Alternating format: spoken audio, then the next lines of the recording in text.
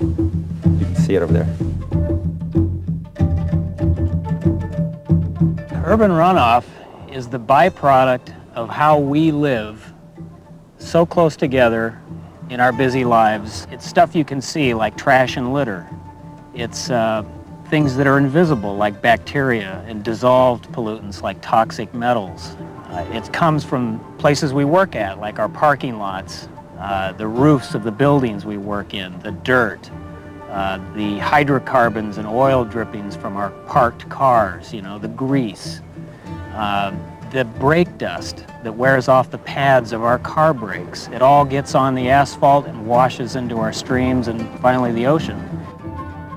In some cases, we also have excess irrigation in our urban watersheds. So in many residential areas, we apply too much water, and that carries the fertilizers and the pesticides and oils and greases down through our systems, either directly on the land surface or through the stormwater system into these receiving waters.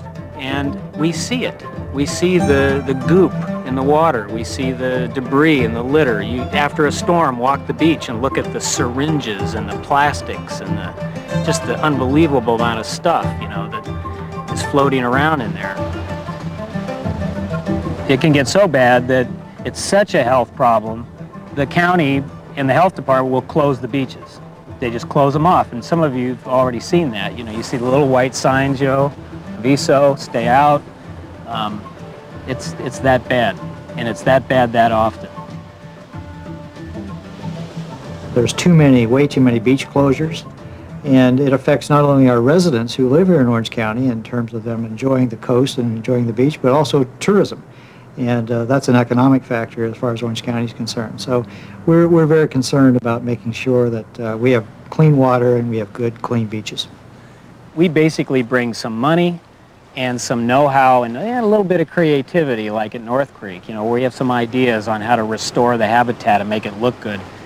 So we're bringing some business acumen, some creativity, and probably, you know, what everybody really wants is the private money. Now, it's not so much the amount. Maybe it's $100,000, maybe it's $200,000 or more for a really worthy project that might be a couple $1 million in scale. You say, well, gee, that's only 10 or 20%. But what's really important about it is that the government bonds and funds that are set aside to help fund these kind of projects are set up to prioritize any project that gets private funding from the community. So just by us getting involved and putting our modest sums to work in these projects attracts more federal money, more state money, and we like to look for what we call the tipping point. We find a project that's very close and that's worthy, and we can put it over the top, not just with our amount, but we know we get matched or doubled or tripled by public agencies.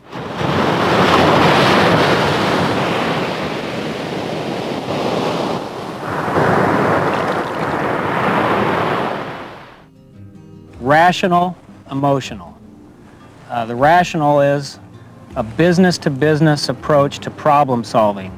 Let's get it done quick, let's make a visible difference and a significant difference. I think the emotional message is we love the ocean. We feel that we should treat our environment, the environment that surrounds us, as if we're never going to leave. Think about it. How well would you take care of the space around you if you were told you're never leaving that space the rest of your life? You would care a great deal about every little part of it, wouldn't you? And I fear that most of us forget that. You know, we treat our little surroundings like we're going to leave and it'll be someone else's problem to clean up or look after it.